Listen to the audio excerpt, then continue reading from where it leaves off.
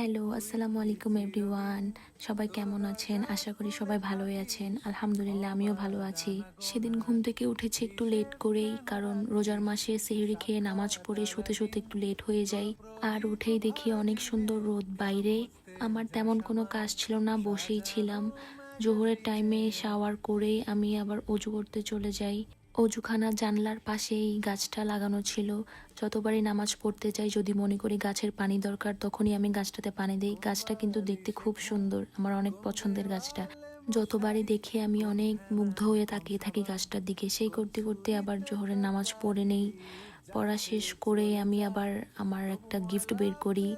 সেটা আমার ননদ দেবররা দিয়েছিল আমাকে আমার বার্থডেতে। এটা একটা রান্নার বই। তারা ভাবতো আমি রান্না পারি না, তাই তারা আমাকে উপহার হিসেবে এটা দিয়েছিল। বাট আমি ট্রাই করিনি কখনো এটা থেকে রেসিপি কোনো, ইনশাল্লাহ ট্রাই করব। তারপর বিকালে আবার একটু ছাদে গিয়েছিলাম, আমি আমার শাশুড়ি আম্মুর কবুতর পালে, সেগুলোকে একটু খাবার দিতে গিয়েছিলাম। অনেকগুলো কবুতর, সবাই মাশাল্লাহ বলবেন। খাবার দেওয়ার সাথে সাথেই সবগুলো একদম উড়ে এসে খাওয়া স্টার্ট করে।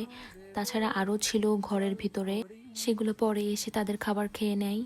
আর এই যে আমি দাঁড়িয়ে দাঁড়িয়ে দেখছিলাম আর ওরা খাচ্ছিল, আমাকে একটুও ভয় পাচ্ছিল না। সেদিন আমি ছাদে অনেকক্ষণ সময় কাটাই, কারণ ওয়েদারটাও এত গরম ছিল না। আবার গরম থাকলে আমি আবার তেমন ছাদে যাই না। এই যে অনেক সুন্দর একটা দিন ছিল সেদিন। খুব মিষ্টি একটা বাতাস ছিল বাইরে। অনেকক্ষণ ছাদে থাকা হয়, তারপর আসরের আজান হয়ে যায়, তাড়াহুড়া করে আমি বাসায় চলে আসি।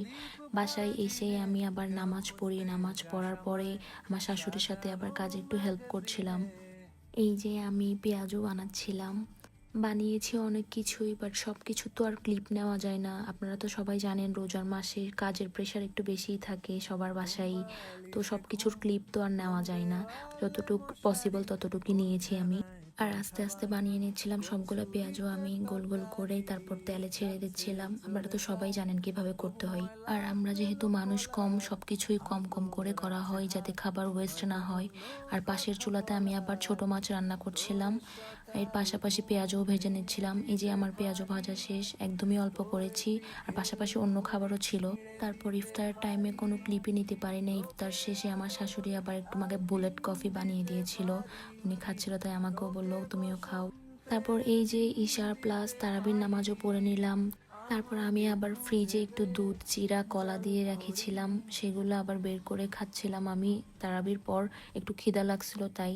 তো এইভাবেই আমি আমার দিনটি শেষ করলাম আজকে। সবাই জানাবেন কেমন লেগেছে আমার ব্লগটি।